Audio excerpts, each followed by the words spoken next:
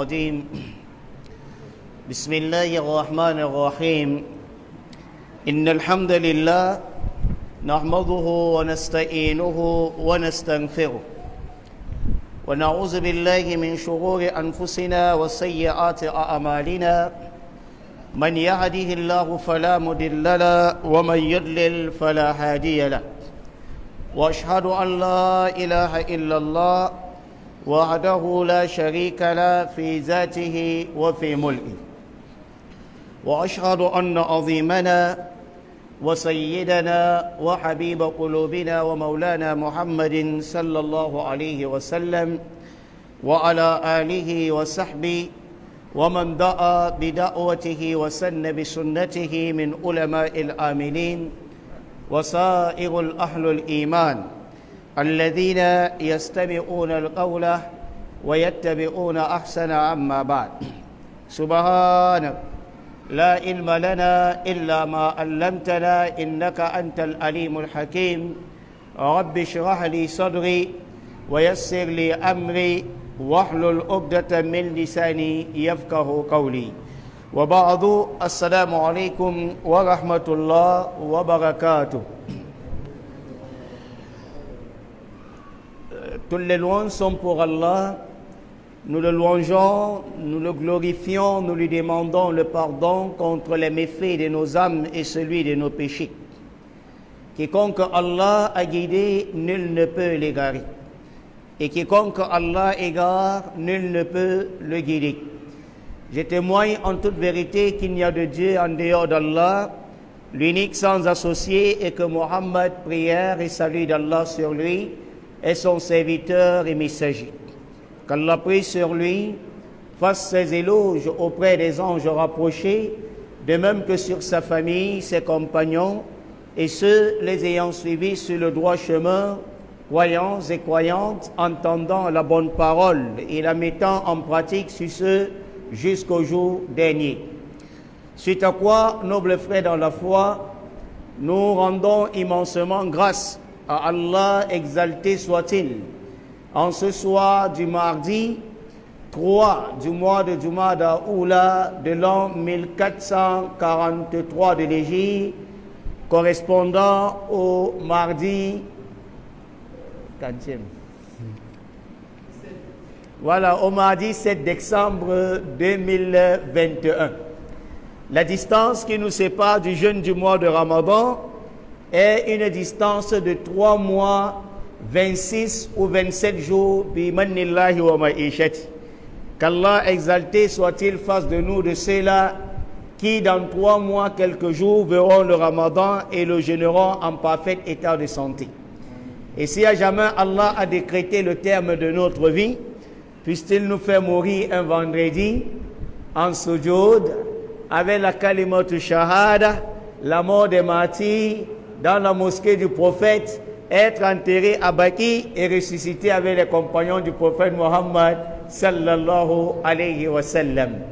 Alhamdulillah, nous osons présenter nos excuses, car c'est hier lundi que nous étions censés continuer avec notre cours sur le dogme islamique. Mais étant donné l'atmosphère qui a menacé de pleuvoir, et avec vraiment le soutien de mon cheikh, le cheikh Muhammad Awwal Hafizahullah wa Qaddasallahu Ruha wa ba'asa min dhurriyatihi kibbar al-ulama a'immatul haramain sharifain, il a bien voulu, n'est-ce pas, qu'on se rattrape aujourd'hui, mardi. Qu'Allah Azza wa Jalla nous facilite. Alhamdulillah, nous sommes au 10e cours de ce livre, n'est-ce pas, Sharh Sunnah, qui est le livre du grand savantiste, qui est Imam al-Barbahari, et le commentaire du grand savant contemporain, qui est le Cheikh Fawzan bin Fawzan Hafizahumullah. Alors, nous nous sommes arrêtés sur la parole de l'éditeur, Imam al-Barbahari, qui dit dans son livre Qala al-Mu'allifu rahimahullah. Le cheikh, il nous dit, l'éditeur du livre, qu'Allah lui fasse miséricorde, Imam al-Barbahari, il dit Waqala Umar bin Khattab radiyallahu anhu. Il dit que Umar bin Khattab radiyallahu anhu, qu'Allah l'agré dit La udhra li ahadin fi dalalatin raqibaha. Il n'y a pas d'excuse. Fi dalalatin raqibaha. Pour quiconque s'embarque dans un égarement, hasibaha hudan, pensant que c'est une guidée. Wala fi hudan. De même, il n'y a pas d'excuse pour quiconque dans une guidée, tarakahu, abandonne, délaisse, laisse, néglige cette guidée-là, hasibahu dalalatan, pensant que cela est un égarement. Fakad buniyatil umur. L'affaire a été déjà claire. Wasabbatatil hujja, et la preuve a été déjà établie. Wankata al-udhur, et l'excuse est déjà entrecoupée, c'est-à-dire l'excuse n'existe plus encore. Alors, c'est sur cette parole que nous nous sommes attelés au 9e cours, dont aujourd'hui, nous allons survoler au 10e cours, par rapport au commentaire du Cheikh Fawzan bin Fawzan, à la suite de cette parole de l'éditeur. وقال إمام الفوزان رحمه الله وحفظه. Il dit وإنما العذر يكون في مسائل الاجتهادية. Là, il a dit, Omar bin Khattab, il dit, il n'y a pas d'excuse pour quiconque, pour quelque individu que ce soit, qui s'embarque dans un égarement, pensant que cet égarement est une guidance pour lui. Et il n'y a pas également d'excuse pour toute personne qui, voilà la guidance, la voie du prophète Muhammad sallallahu alayhi wa sallam, des compagnons et des pieux prédécesseurs, il néglige cette voie, il abandonne cela et il pense que ceux qui sont sur cette voie sont dans l'égarement. Pour cela donc, il n'y a pas d'excuse pour lui. Alors, Imam Fawzan, il dit, la seule excuse qu'on peut donner à l'homme, il dit, wa innamal udhru yakunu fi masail al-ijtihadiyya. Il dit, l'excuse n'est que valable fi masail al-ijtihadiyya, dans des affaires de déduction juridique, de jugement. Nous savions en islam, il y a des problèmes, des cas qu'il faut forcément une déduction juridique que le juge peut faire, n'est-ce pas, ses efforts. Allati yasughu fiha ijtihad, auquel, n'est-ce pas, il est permis de faire un effort d'interprétation.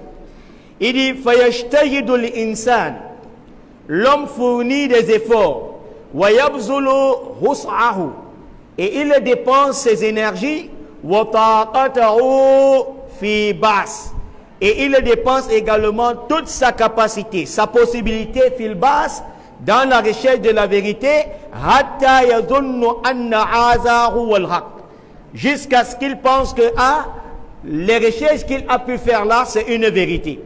Fahaza ma'adhurun. Le cheikh nous dit, ceci est donc excusable en islam. Nous avions des juges, comme le prophète Daoud alayhi salatu wassalam, auquel il y a eu deux individus. L'un avait 99 brebis et l'autre avait un seul. Et celui de 99 a demandé, n'est-ce pas, à l'autre de le lui prêter. Alors le prophète Daoud alayhi salatu wassalam, tellement l'autre parlait bien, c'était un bon parolier, un éloquent dans la parole. Vous saviez, en matière d'avocat ou de juge, c'est un métier vraiment un peu délicat.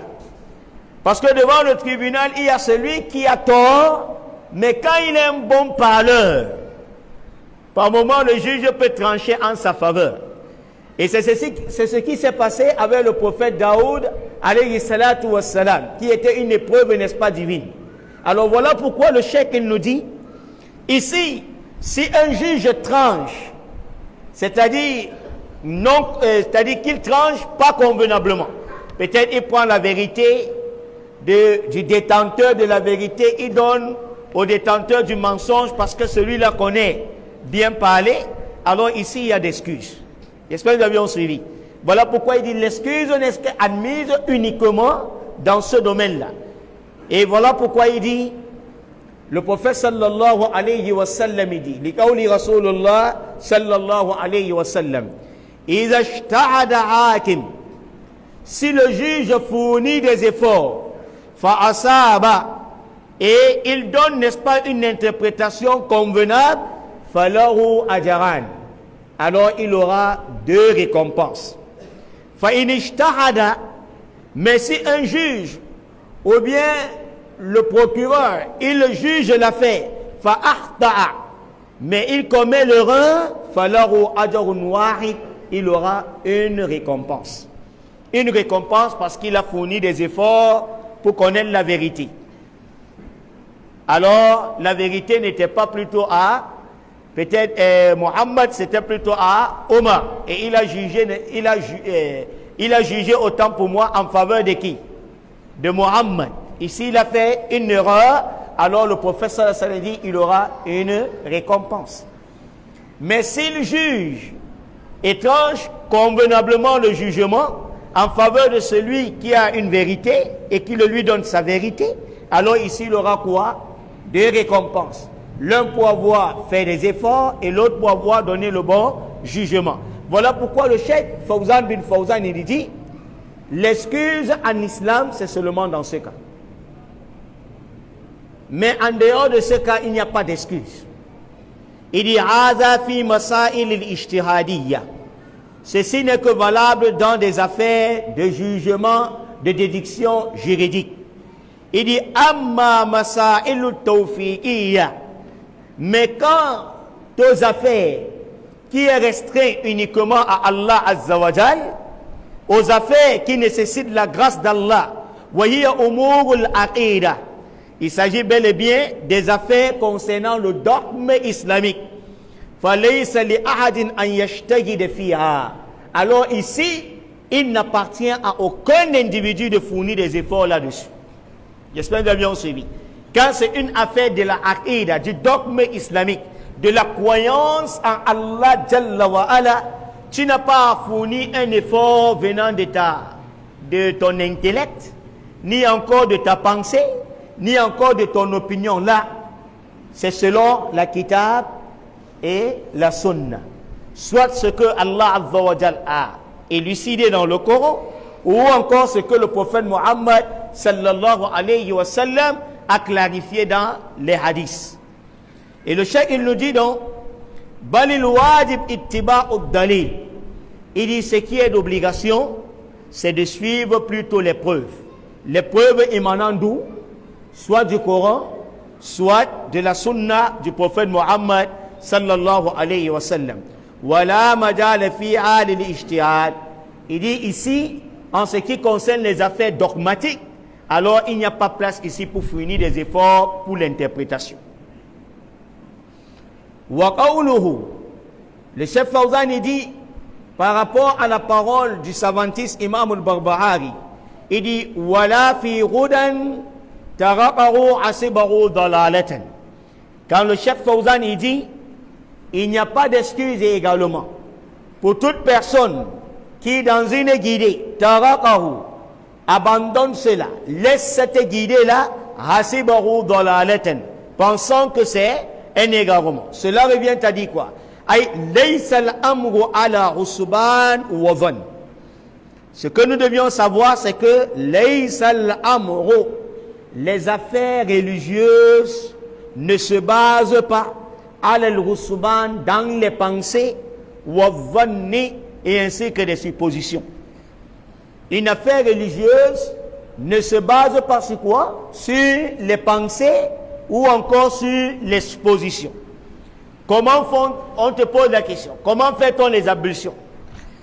Tu dis que je pense qu'on peut d'abord laver les mains. Après on lave la tête. Après on lave, n'est-ce pas, la poitrine jusqu'au cou. Ça c'est des pensées. Voilà pourquoi le cheikh il nous dit, en matière religieuse, les affaires religieuses ne se basent pas sur des pensées ni encore des suppositions. Il dit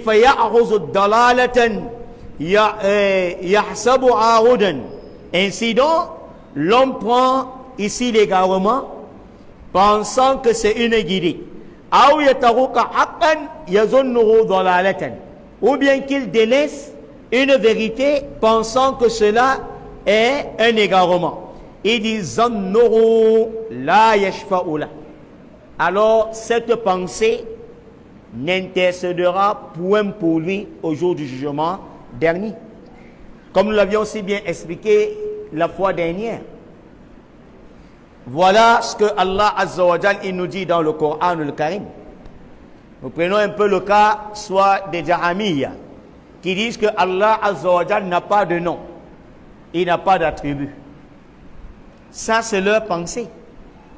Mais quand on revient maintenant dans les deux sources fondamentales, le Coran et la Sunna, huwa awwalu wa akhiru wa zahiru wa batin. Allah dit celui qui est le premier, il est le dernier, il est l'apparent, il est le caché.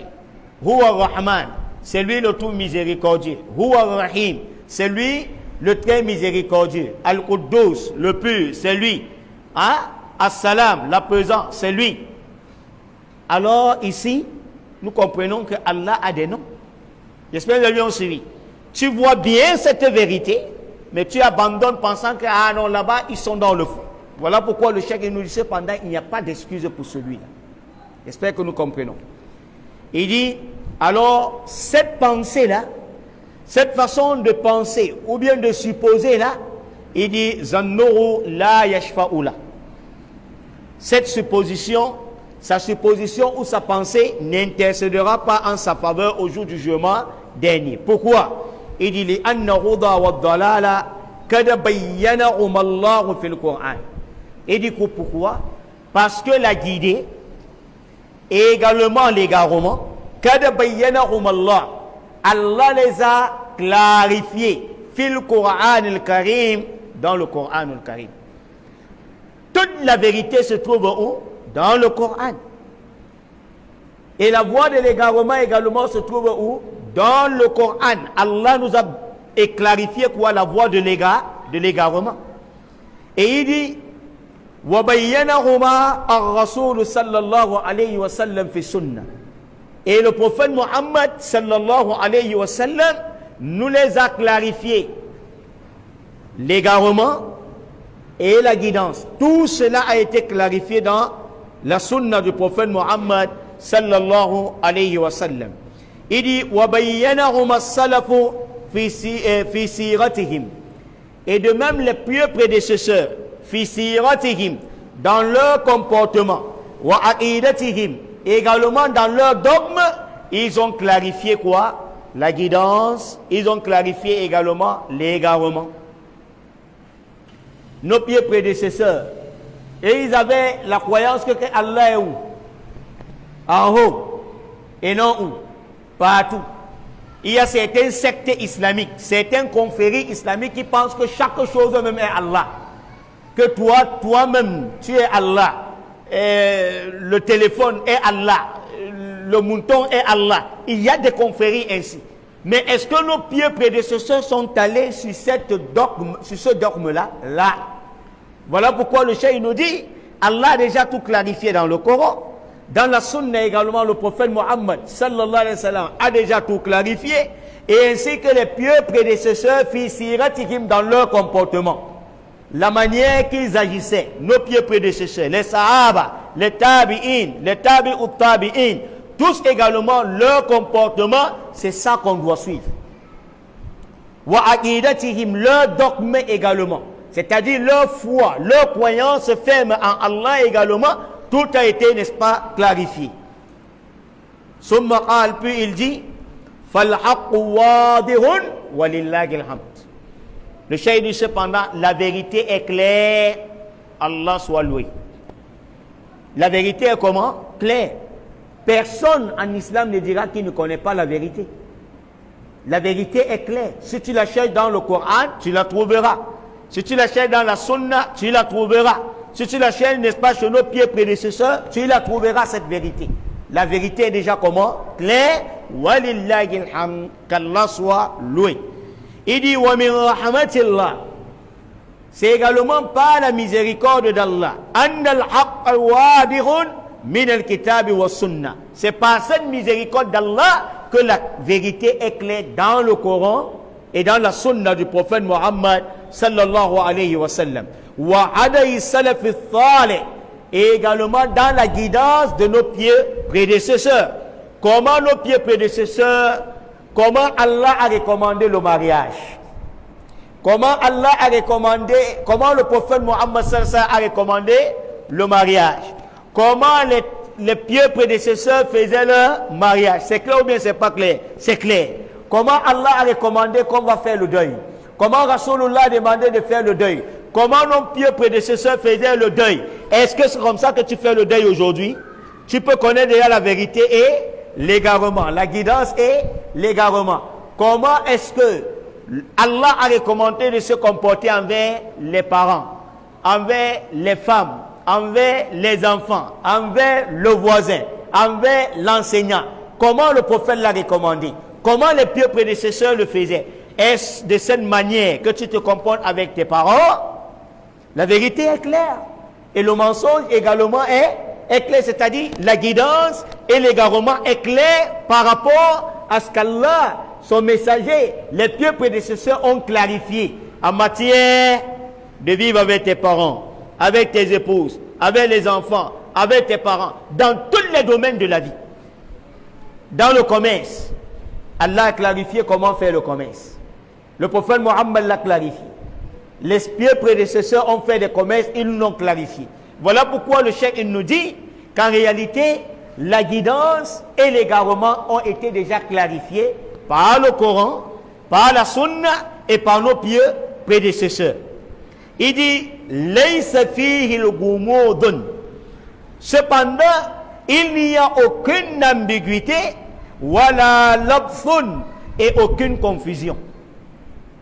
Tu ne diras pas que la vérité est ambiguë en matière peut-être du deuil en islam, ou bien du mariage en islam, ou bien peut-être du commerce que tu veux faire, ou bien dans tes relations avec tes parents, ou en fait tes propres parents, ou bien encore tes épouses. Tu ne pourras pas dire que c'est ambigu, ou bien qu'il y a une confusion, tu ne comprends pas. Dans tous les domaines de la vie, le prophète sallallahu alayhi wa sallam l'a fait. S'il faut la guerre, on nous a appris comment on va faire la guerre, comment se comporter, n'est-ce pas, dans la guerre. À titre d'exemple, pendant que le musulman est dans la djihad, il est strictement interdit de détruire les infrastructures. Les écoles, on ne doit pas bombarder. Les hôpitaux, on ne doit pas bombarder. Mais maintenant, celui qui va en guerre, est-ce que c'est comme ça que ça se passe? On ne doit pas tuer des enfants. On ne doit pas tuer, n'est-ce pas, des vieilles personnes. À moins, n'est-ce pas, qu'ils cherchent, n'est-ce pas, à vous faire. Est-ce que c'est comme ça que nous faisons aujourd'hui? Nos mariages, regardons un tout petit peu. Au niveau, n'est-ce pas, de la mairie. La femme met, n'est-ce pas, des robes, n'est-ce pas, de Ngonyem et de Natacha. Robe de mariée. Est-ce que c'est comme ça que le prophète sallallahu alayhi wa sallam nous a enseigné? Est-ce que c'est comme ça que Allah a enseigné? La vérité est déjà comment? Claire. J'espère que nous avions suivi. Voilà pourquoi le cheikh nous dit, ici il n'y a pas d'ambiguïté. Tu ne peux pas, lors de ton mariage, tu mets les robes de femmes mariées, la femme a les cils, elle a, n'est-ce pas, elle s'est épilée, et tu dis que bon, vraiment je ne sais pas, est-ce que c'est comme ça qu'on se marie, bien c'est même pas comme ça. Il n'y a pas d'ambiguïté et il n'y a pas de confusion. Parce que tout est déjà quoi? Clair dans le Coran, clair dans la Sunna, clair chez nos prédécesseurs. Il dit Kama hasala li ummami sabiqa. Tout comme cela est arrivé aux communautés qui furent avant nous. Lamma tala alayhimul amad. Lorsqu'une longue période s'est écoulée pour eux, waltabasa alayhimul haq, et que la vérité s'est trouvée entremêlée au faux, wa hurrifatil utub. Ils ont donc déformé les livres célestes, wa ghayyirat, et ils l'ont modifié. Amma hadhihi al-umma, mais quant à cette communauté mohammedienne, fayabqa wadi'an, alors la vérité restera claire. Dans les communautés précédentes, la vérité était claire, mais ça a été fabulé. Le mensonge s'est entremêlé dedans. Et eux, les pieux prédécesseurs, quand il y a eu une longue période qu'il n'y avait pas eu de prophètes, alors ils ont tout fabulé, tout falsifié, tout altéré, tout changé des lois d'Allah Jalla wa Ala. Et c'est ainsi que la vérité s'est vue, n'est-ce pas, enveloppée du mensonge, des pensées, des suppositions. Quand nous regardons, on dit c'est l'évangile selon Marc, selon Jules, selon tel. C'est selon certains, mais ce n'est pas selon Allah Jalla wa Ala. Donc il y a eu quoi? La vérité masquée. Or, cette communauté, Rasulullah dit, Wallahi amma hadhihi al-umma. Le chef Fawzan dit, quant à cette communauté de Muhammad sallallahu alayhi wa sallam, fayabqa wadihan. La vérité restera comment? Claire. Wal kitabu wa sunnah mahfouzan min at-ta'arif wa taghyir. Et qu'on sache que Al-Kitab, le Coran al-Karim, wa sunnah, et la sunna du prophète, c'est-à-dire les traditions prophétiques, mahfouzan min at-ta'arif, resteront toujours préservées, protégées, min at-ta'arif, de toute déformation, wa taghyir, et de toute modification. On ne peut pas modifier la sunna, on ne peut non plus modifier quoi? Le Coran al-Karim. Pourquoi? Parce que ce n'est pas comme les restes. Aujourd'hui, tu ne peux pas trouver un Ahlul Kitab, qu'il soit, n'est-ce pas, juif ou chrétien, qui a mémorisé toute la Torah par cœur. Tu ne pourras pas trouver un Nazarien qui a mémorisé tout l'évangile de Jésus par cœur. Mais alors le Coran, Allah, ils sont là, nombreux, mémorisateurs, n'est-ce pas, de quoi? Du Coran al-Karim. Vous allez voir, il y a un cheikh dont j'ai oublié le nom. À la mosquée sacrée de la Kaaba. Vous saviez, derrière les imams, c'est un collège des imams, des savants. Mais dans ce collège, il y a un parmi eux, lui il n'est pas imam. Mais lui, il est là juste pour rectifier les imams. Et c'est un mémorisateur calé du Coran al-Karim. Il maîtrise tous les mots du Coran. Il maîtrise, n'est-ce pas, toutes les ayat mutashabihat, c'est-à-dire les versets à confusion. Il maîtrise chaque verset avec le numéro, la page du verset, quel est, n'est-ce pas, le verset qui commence. Et lui, son rôle, c'est quoi? Si un imam essaye de dérouter ou bien d'avoir une erreur, c'est lui seul qui est chargé, n'est-ce pas, de quoi? De rectifier le imam, afin que cela puisse partir. Voilà pourquoi le cheikh, il nous dit, wal kitabu wa sunna mahfouzan min at-ta'arif. Le Coran ainsi que la sunna du prophète sont déjà protégés de toute déformation, wa taghyir, et de tout changement. On ne peut pas modifier. Si tu commences, iza jaa nasrullahi wal fath wa ra'aita an-nasa yawma tubula as-sara'ir, on va te dire là. Même un petit enfant va te dire là, wa ra'aita an-nasa yadkhuluna fi dinillahi afwaj. Voilà pourquoi il ne peut pas avoir de modification. Ne serait-ce que le alif, même la virgule seulement, tu touches dans le Coran, le Karim, on t'arrête maintenant. On sait qu'on a modifié quelque chose. Et même la sunna du prophète Mohammed sallallahu alayhi wa sallam, il y a des gens qui cherchent, n'est-ce pas, à toucher cela, mais mahfouzan, wallah, les deux là, c'est déjà modifié. Il y a des grands savantistes, comme, n'est-ce pas, le cheikh Albani, hafizahumullah, avec les grands muhaddissines, auquel on sait, ça c'est un hadith maw'oud, ça c'est un hadith da'if, ça c'est un hadith mursal, ça c'est un hadith sahih. Ils sont là pour t'arrêter.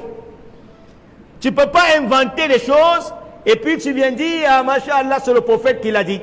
Comme certains qui nous disent, masha'Allah, voilà, n'est-ce pas,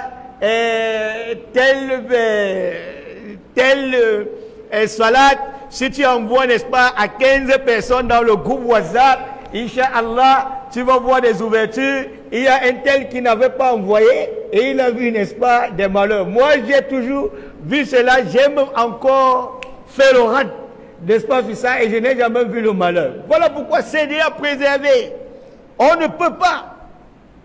Lors du coronavirus, d'autres ont dit qu'on a vu les cheveux dans le Coran al-Karim. Si tu ouvres telle page, tu vas trouver des cheveux. Et c'est ainsi qu'on a commencé, n'est-ce pas, à faire boire des gens les chevelus. Beaucoup de musulmans, wallahi, la tawhid encore nous manque. Et c'est comme ça que beaucoup sont tombés dans les pièges, n'est-ce pas, des Iblis. On les a dit non. Le prophète nous a dit, At-Ta'oun, une pandémie est soit une miséricorde pour Allah Jalla wa Ala, de la part d'Allah autant pour moi, ou bien un châtiment parmi les châtiments d'Allah Azza wa Jalla à l'endroit de qui? Des créatures. Et Rasulullah nous a dit dans des hadiths sahih, dans des hadiths authentiques, que également les djinns sont parfois à la charge de la pandémie. Et il y a eu certainement un djinn qui a voulu toucher la tawhid, n'est-ce pas, de beaucoup de personnes. Ils se sont mis à boire les cheveux.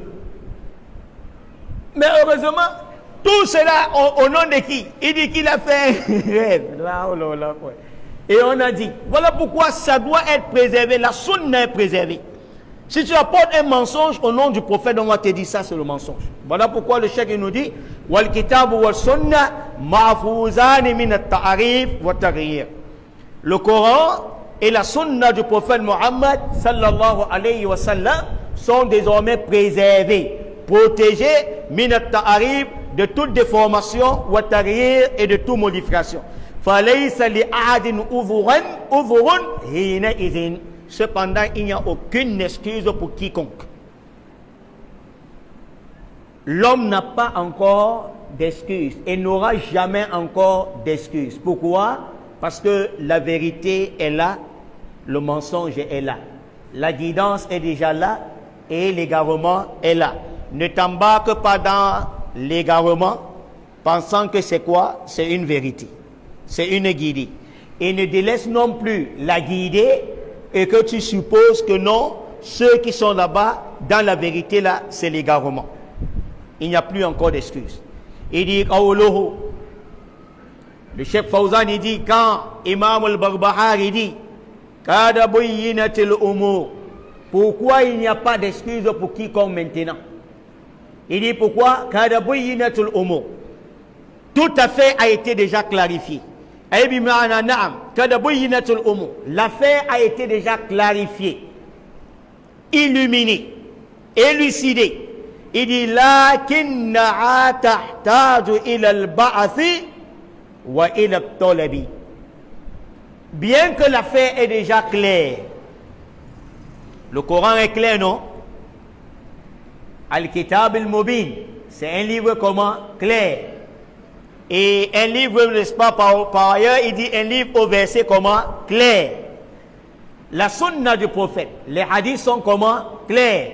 Il y a les sahih, il y a, n'est-ce pas, les da'if, il y a, n'est-ce pas, les restes. Tout est clair. Mais le cheikh, il nous dit, lakinnaha.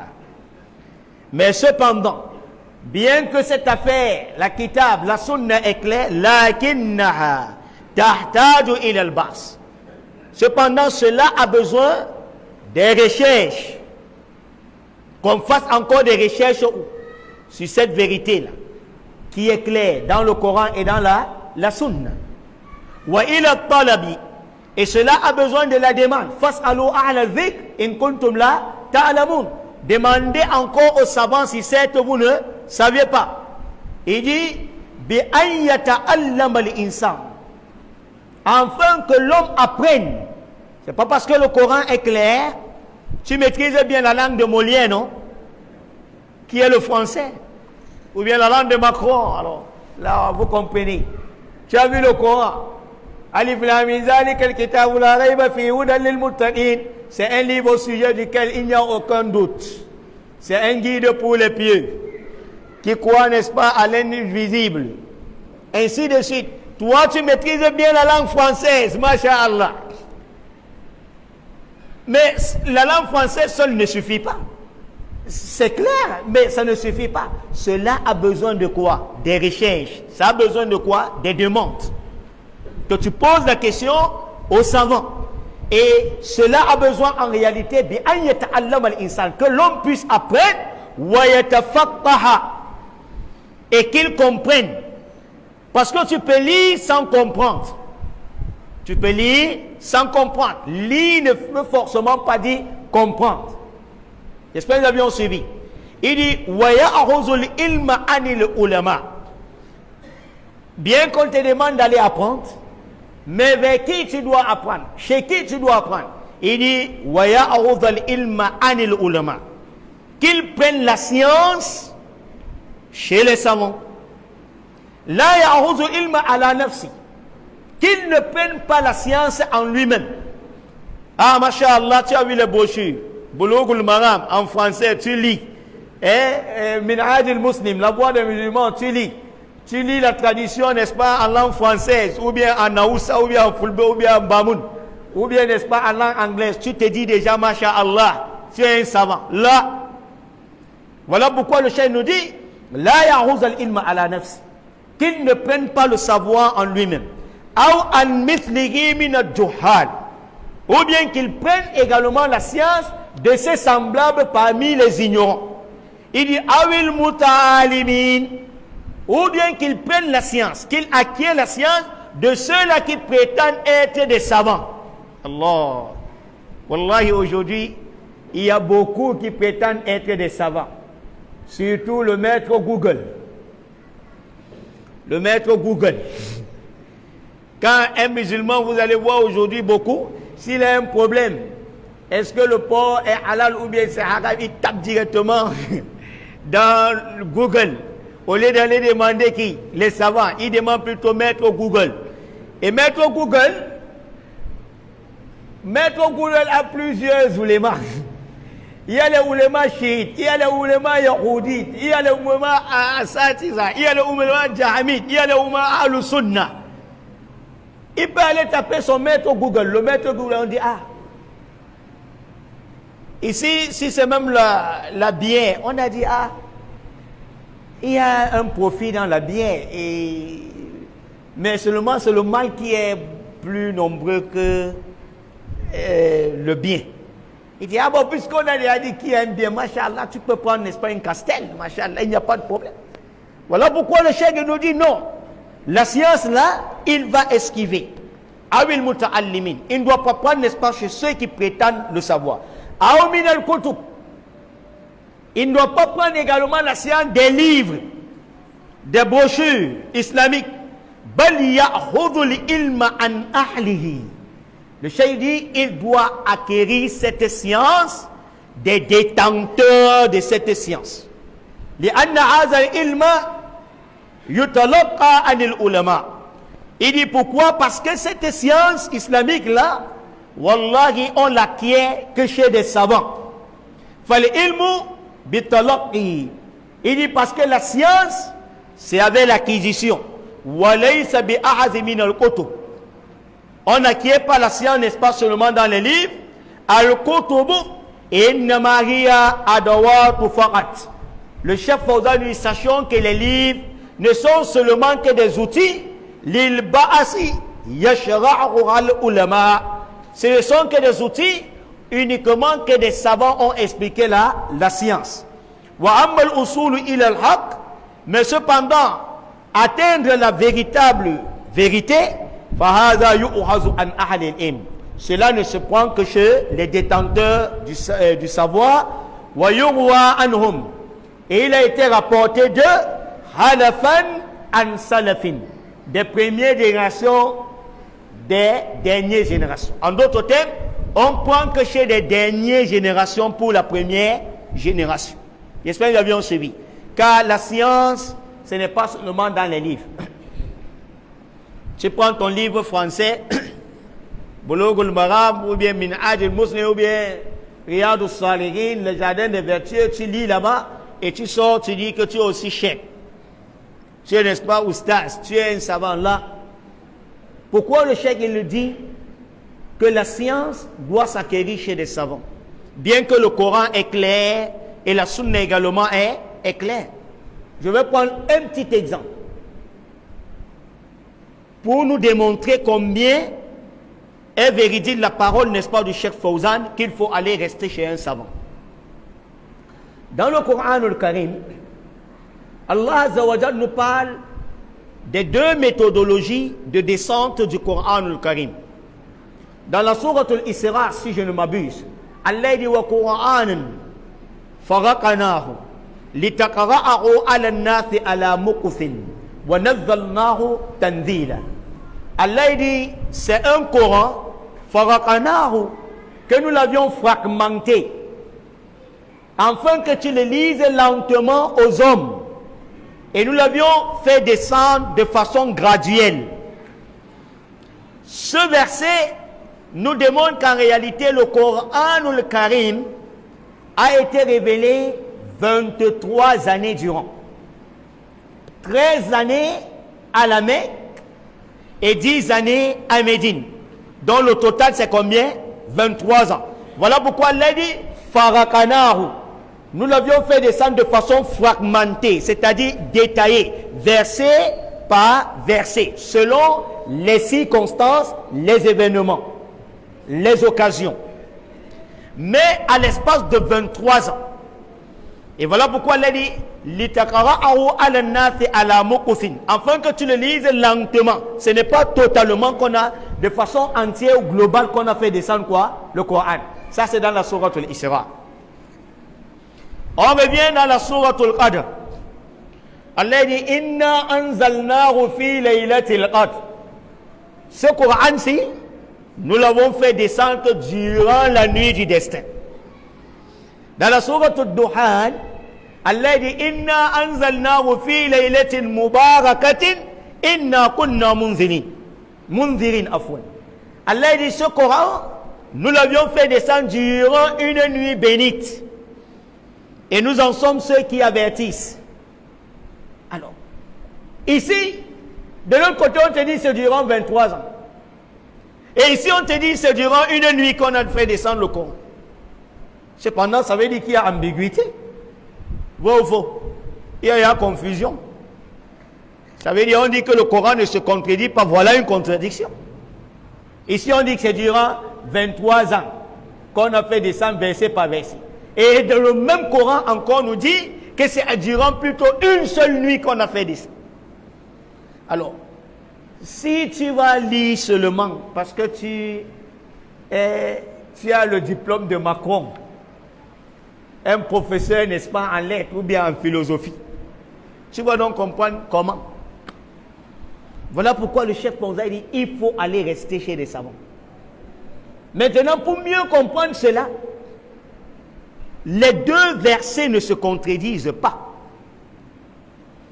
Car il est dit, le Coran a connu deux sortes de révélations, ou encore deux types de descentes. Il y a eu une première descente, auquel l'archange Gabriel, Malak Jibril, alayhi salatu wassalam, durant la nuit du destin, Laylatul Qadr, il a pris le Coran al-Karim dans son entièreté, dans sa globalité, dans sa totalité, de Lawhil Mahfouz, la table se trouvant au 7e ciel, vers une maison élevée qu'on appelle Baytul Izza au premier ciel. Il a pris cela durant la nuit du destin, il a apporté au premier ciel, dans cette maison. Et c'est maintenant durant de cette maison, autant pour moi, qui est au premier ciel, Baytul Izza, que occasionnellement, selon les événements, que l'archange Jibril prenait verset par verset durant 23 années maintenant pour apporter au prophète Mohammed sallallahu alayhi wa sallam. C'est clair, Jama? Maintenant, les deux versets sont clairs. On comprend qu'il n'y a pas quoi de contradiction. Voilà pourquoi le chef Fawzan dit Wallahi, la connaissance là, on ne doit qu'aller s'asseoir devant les savants. Il dit, pour finir, il dit quand le chef Barbahari il dit Wasabatatil Hudja. Imam Barbahari dit sache qu'il n'y a pas d'excuse pour toi. Pourquoi? Parce que la preuve a été déjà établie, wankata al-udhu, et que l'excuse est déjà non valable. Mali ahadin udhurun. Il dit sache il n'y a aucun individu qui aura encore d'excuse. Fahadha din. Il dit pourquoi? Parce que cette religion, Sama'ullahu min at-ta'rif wa at-taghyir. Allah a déjà préservé, protégé cette religion-ci, min at-ta'rif, de toute modification, wa at-taghyir, et de toute altération. On ne peut rien changer. Wa sar al-haqq wadihan, et que la vérité désormais est claire comme l'eau de roche. La labsa fihi, il n'y a aucune confusion dans la vérité. Il n'y a aucune ambiguïté dans la vérité. Il dit, bihilafi umamus sabiqa. Ceci en contradiction avec des communautés qui furent avant celle-ci. C'est-à-dire, la communauté du prophète Mohammed, sallallahu alayhi wa sallam, est différente de cette communauté de qui? De Isa alayhi salam, de Moussa alayhi salam, dans ce sens que pour eux, on a essayé de contredire, de mêler la vérité le faux dans la vérité. Il y a eu falsification de la Torah, il y a eu falsification de l'Injil, de l'évangile, il y a eu falsification des psaumes de David, mais cette communauté de Mohammed, il n'y aura jamais falsification. Il dit, voilà pourquoi il dit, Bihilafi umamus sabiqa, contrairement aux communautés qui furent avant qu'elle. Lorsque la longue période de temps s'est écoulée sans des prophètes, ils ont donc changé, modifié leur livre céleste, et ils l'ont altéré, et ils l'ont échangé. Et alors la vérité s'est vue entremêlée du faux, et le faux s'est dissimulé dans la vérité. Ce que nous avions dit en bien, qu'Allah Azzawajal nous donne la récompense. Ce dont nous avions faussé, qu'Allah Azzawajal nous pardonne. Subhanakallahumma wa bihamdik, nashhadu an la ilaha illa anta nastaghfiruka wa natubu ilayk. Subhana rabbika bi izzati amma yasifun, wa salamun alal mursalin, walhamdulillahi rabbil alamin. Amin.